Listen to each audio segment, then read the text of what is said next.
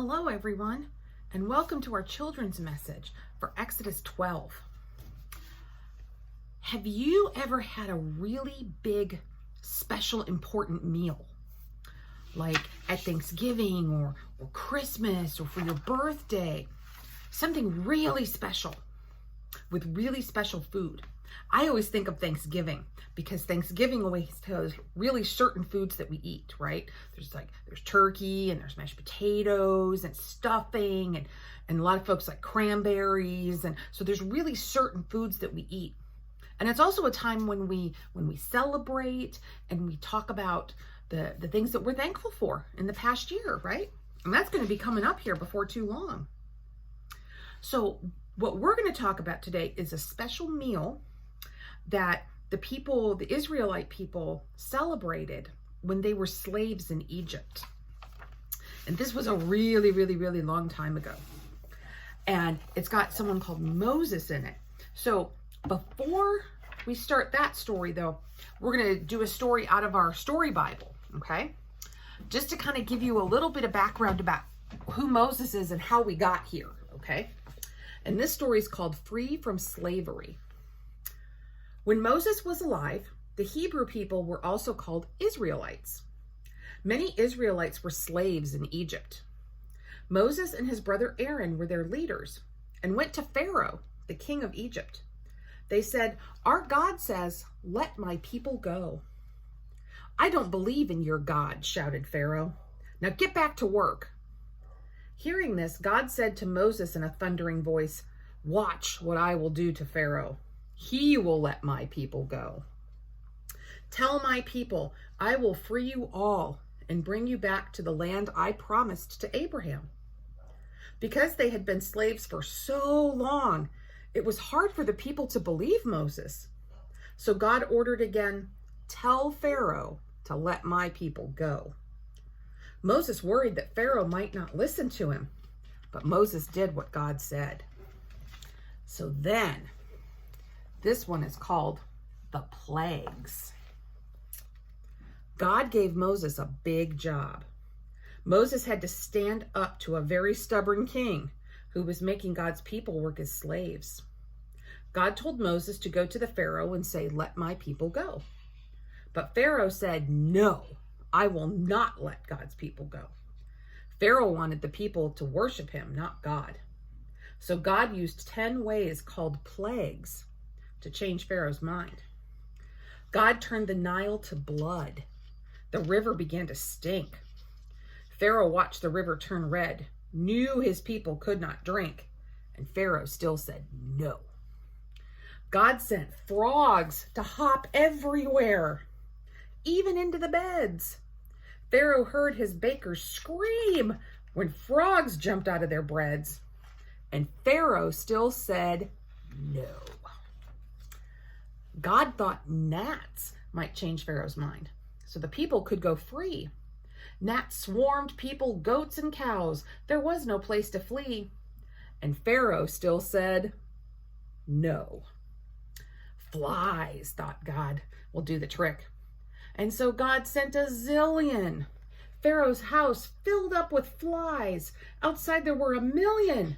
And Pharaoh still said no. God now struck down Pharaoh's herds. The camels all were ill. The donkeys, horses all got sick. His cows fell down, but still, the Pharaoh still said no. Ooey gooey, icky sores on everybody's skin. God knocked and knocked on Pharaoh's heart. Pharaoh never let God in. And Pharaoh still said no. Hail pounded, thunder crashed. Pharaoh's plants laid down. Not a tree stood anywhere. All were on the ground. And Pharaoh still said no. "Let my people go," said God, "or I will send a swarm of locusts to devour what's left, to do your land more harm." And Pharaoh still said no. Now darkness covered Pharaoh's land. The sun did not appear. No one could move. No one could see. Still Pharaoh would not hear. And Pharaoh still said No. The last and saddest plague of all brought sobs throughout the land. Parents cried as their children died. Finally, Pharaoh changed his plans. Pharaoh let God's people go. Okay. So, don't forget about your coloring sheet for this week, for Exodus 12 and 13. And this is really important because this explains the Passover. We're going to talk about that right now. So the Passover meal is a special meal that the Jewish people still eat every year to remind them of that first Passover when God saved them from slavery. That very last plague I mentioned, when children died, that one was called the plague of the firstborn. And what happened is God warned Moses and all the people, the Israelite people, that they were supposed to have a lamb or a baby goat that they were supposed to eat. And this is kind of weird, they were supposed to take some of the blood from it and spread it over the door on the outside of the house. And so and then everybody inside was supposed to stay inside the house and eat the meal. They were supposed to roast it so they could eat it really quickly. So they had to eat fast and be ready to go. So that's what this paper is a reminder of. Eat fast and be ready to go. They're supposed to eat the meal with their shoes on, all dressed to travel, everything packed, ready to go.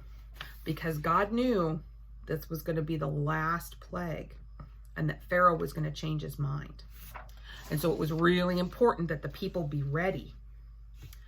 So after they put blood over the door, they were supposed to stay inside and eat the lamb and eat what's called unleavened bread. It's kind of like big crackers because it takes time for bread to rise, for the yeast to work and for bread to rise big and fluffy.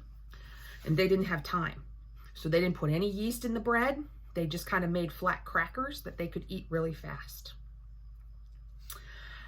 They were also to eat bitter herbs. The kind, that you make a bitter face, they're real sour and they don't taste very good.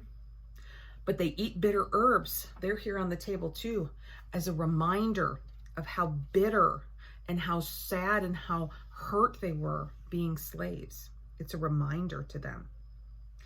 And so on the table, you see there's lamb, and then there's the crackers, and then there's the herbs. And so every year, the Jewish people still have this same meal. They'll have a meal where they have the roasted meat and the crackers and the bitter herbs. Sometimes there'll be an egg that they'll have there as a reminder that there's still new life in the world.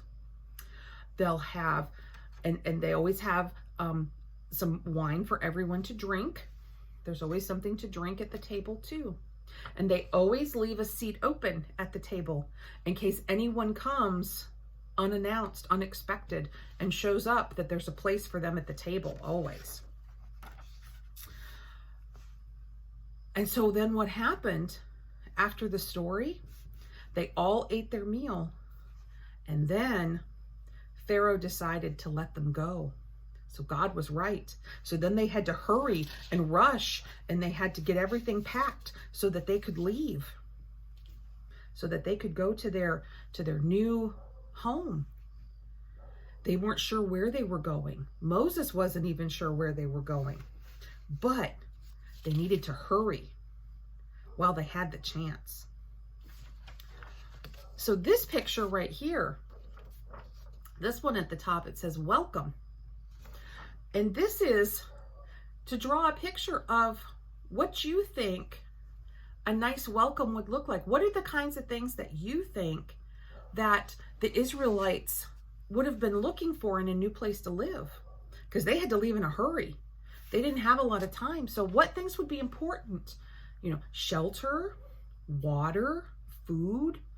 Those kinds of things would be really important. So maybe you could draw a picture of what you think the most welcoming new house would look like for someone who has to leave in a hurry and go to a new land.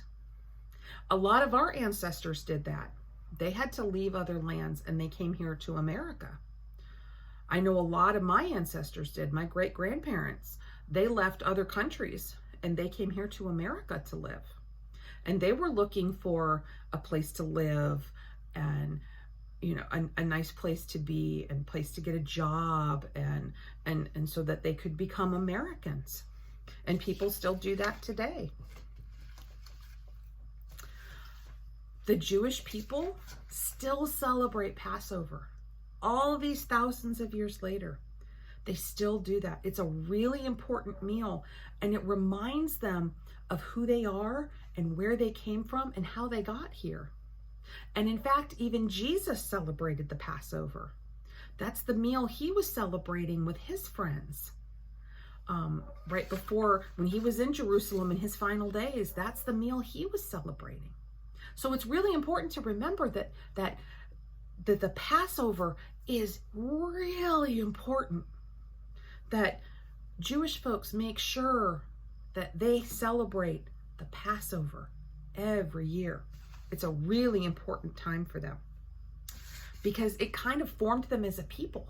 It's the first big thing they all did together. That right after that, then they got their freedom, and it was the start of a whole new life. So for them, it's a way to celebrate. So let's finish up today with a prayer. Dear God, you heard the cries of suffering of your people and promised to be with them just like you are with us. Not only that, but you work for healing and freedom in our world today. Thank you for your love and action. Help us to see and remember all that you do. Amen. I hope you enjoyed our story this week, and I'll see you again real soon with another story. Bye-bye.